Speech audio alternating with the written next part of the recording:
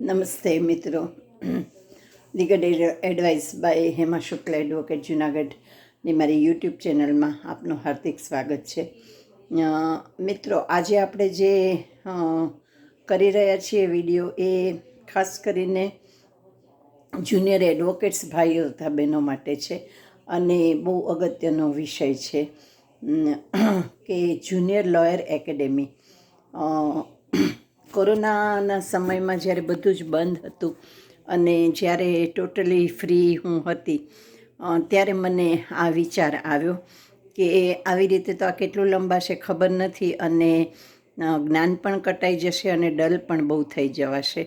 ઘણા વખતથી એક મૂંઝવણ હતી કે આ પ્રોફેશનમાં, બધા પ્રોફેશનમાં કદાચ હશે, પણ આ પ્રોફેશનમાં એવું બને છે કે LLM થઈને આવેલા વિદ્યાર્થીઓ પણ પ્રેક્ટિકલી બિલકુલ તૈયાર હોતા નથી.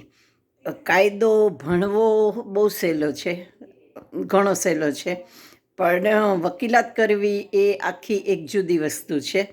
અને આ ભણેલા કાયદાને પ્રેક્ટિકલી યુઝ કરવો અને વકીલાતના ક્ષેત્રમાં એનો ઉપયોગ કરવો કે વકીલાતમાં સફળ થવું એ પ્રમાણમાં ઘણી અઘરી વસ્તુ છે. અઘરી એટલા માટે છે કે આ એક બહુ પ્રેક્ટિકલ પ્રોફેશન છે અને બીજું કે એ તમને કાયમ સ્ટુડન્ટ રાખે છે, કાયમ યુવાન રાખે છે. જેમ ડૉક્ટર્સને એ લોકોને કોમ્પ્યુટરવાળાને નવા વર્ઝનથી નવા પહેલાંથી એલર્ટ રહેવું પડતું હોય છે, એ જ રીતે અમારા ક્ષેત્રનું પણ છે કે એમાં તમારે સતત સ્ટુડન્ટ રહેવું પડે છે. બીજી વાત એ છે કે તમને ક્યારે શું કેવી રીતે કામ લાગશે એ કે કયો કેસ તમારી પાસે કઈ વખતે આવશે એ તમને ખ્યાલ હોતો નથી.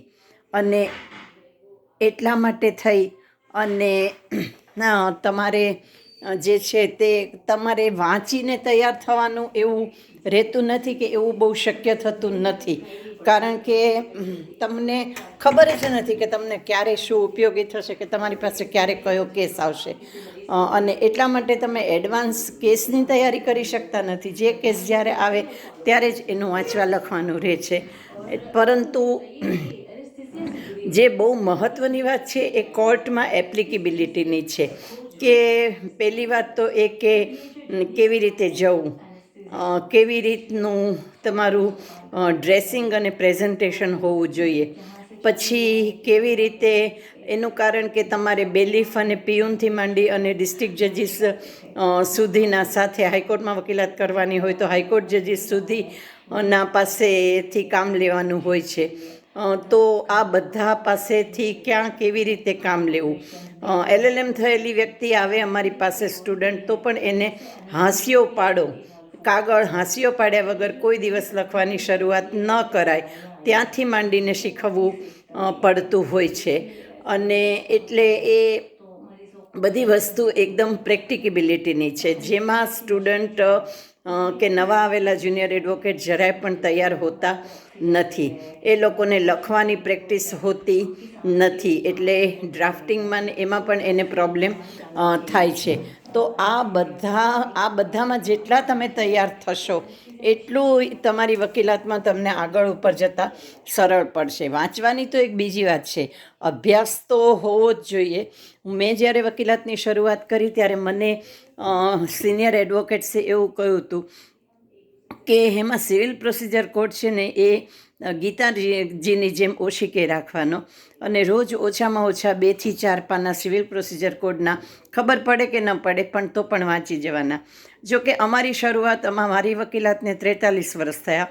અમારી વકીલાત આખી જુદી જાતની હતી. ત્યારે સોશિયલ મીડિયા અને ગૂગલ ને એ બધું નહોતું. એકચ્યુઅલ ટેક્સ્ટ બુક અને એમાંથી જ અમારે વાંચવું પડતું હતું. AIR, GLR, GLH એમાંથી જ અમારે કેસલો ગોતવા પડતા હતા. હવે તો પ્રમાણમાં વકીલાત ઘણી સહેલી થઈ ગઈ છે, પણ એ સહેલી વકીલાતની એપ્લિકેબિલિટી કરતાં પણ વકીલોને ઘણા વર્ષો લાગી જાય છે અને ઘણા પાસે એટલો બ્રીધિંગ પીરિયડ હોતો નથી કે વેઇટિંગ ટાઈમ હોતો નથી.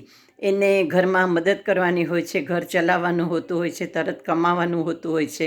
તો આ બધા માટે શું અને કેવી રીતે કરવું, કેવી રીતે વકીલાતની શરૂઆત કરવી, એમાં શું શું કરવું, શું શું ન કરવું, એને માટે મેં જુનિયર લોયર એકેડેમી જૂનાગઢમાં મારી ઓફિસમાં 11 કલ્યાણનગર સોસાયટી બૌદ્દીન કોલેજ સામે ખાતે શરૂ કરી. અને મારી પાસે વેરાવળ, તાલાળા, કેશોદ, ભેસાણથી એડવોકેટ સ્ટુડન્ટ તરીકે આવતા હતા. બહુ નિયમિત આવતા હતા, બહુ સ્ટુડિયસ સ્ટુડન્ટ હતા અને તે પછી ઘણા બધા સક્સેસ થયેલા છે. તો મારો એમ માત્ર એક જ હતો ને એક જ છે કે જે પ્રોફેશને મને ગોલ્ડન યર 43 વર્ષ આપ્યા એને કમસે કમ 10 સારા જુનિયર્સ કે સક્સેસફુલ એડવોકેટ હું આપીને જાઉં ને તો પણ એ પ્રોફેશન પ્રત્યેનો મારો ઋણ સ્વીકાર કહેવાય. અને એ હેતુથી આ જુનિયર લોયર એકેડેમી મેં શરૂ કરેલી છે અને હજી સુધી હું ચલાવું છું. એટલે એમાં એડવોકેટના સમય પ્રમાણે એને એડજસ્ટ કરી દેવામાં આવે છે. બહારગામના એડવોકેટ્સ હોય તો એને એ રીતે શનિ રવિને એની કમ્ફર્ટ પ્રમાણે ટ્યુશન આપવામાં આવે છે. પણ એ જ્યારે પણ આ એકેડેમીમાંથી નીકળે ત્યારે થિયરોટિકલી, પ્રેક્ટિકલી બધી રીતે એકદમ તૈયાર થઈને નીકળે. ખૂબ પ્રમાણિક, ખૂબ હિંમતવાન, ખૂબ જ ક્લેરિટી સાથે નીકળે. એટલા માટે આ જુનિયર લોયર એકેડેમી શરૂ કરવામાં આવી છે. આ એકેડેમીમાં શું શું, કેવી રીતે અભ્યાસ થાય છે, અભ્યાસ કરાવવામાં આવે છે, એ બધી વિગત માટેના આપણે હવે પછી મિત્રો એપિસોડ કરશું. પણ નવા આવેલા વકીલો માટે કે વકીલાત શરૂ કરનારા વકીલો માટે આ બધી ટ્રેનિંગ એક બહુ મહત્ત્વની ટ્રેનિંગ છે. અમને તો અમારા ફાધરની ખુરશી મળી હતી અને ઓફિસમાં જ આ બધું શીખવાને જાણવા મળ્યું હતું. એટલે અમે એ રીતે તૈયાર થયેલા છીએ. પણ બધાને આ લાભ ન પણ મળ્યો હોય, કોઈને ફેમિલી બેકગ્રાઉન્ડ બધાને ન પણ હોય, તો એને માટે આ પ્રોફેશનમાં શીખવું, ટકી રહેવું એ બહુ મહત્ત્વનું છે. એટલે એટલા માટે થઈને આ શરૂ કરવામાં આવ્યું છે. આપ શક્ય એટલો એનો બને એટલો લાભ લો એવી મારી ખાસ આપને પ્રાર્થના છે. હું કોઈ મારા પ્રચાર પ્રસાર અર્થે આ કરતી નથી, કારણ કે મેં તો ઓલમોસ્ટ વકીલાતમાંથી નિવૃત્તિ લઈ લીધી છે. પણ તેમ છતાં પણ સારા એડવોકેટ્સ તૈયાર કરવા, એમને પ્રેક્ટિકલ નોલેજ આપવું, એમને બાર કાઉન્સિલની એક્ઝામ માટે, જ્યુડિશિયરીની એક્ઝામ માટે, બીજું જે કંઈ એ કરવા માગતા હોય એને માટે તૈયાર કરવા અને એમાં હેલ્પ કરવી, એ બધો આનો હેતુ છે. કેવી રીતે શું એ બધા માટે મિત્રો હવે પછીના વિડીયોઝમાં આપણે મળશું. ત્યાં સુધી રજા આપશો. આવા જ વિડીયોની સિરીઝ આપણે કરતા રહીશું.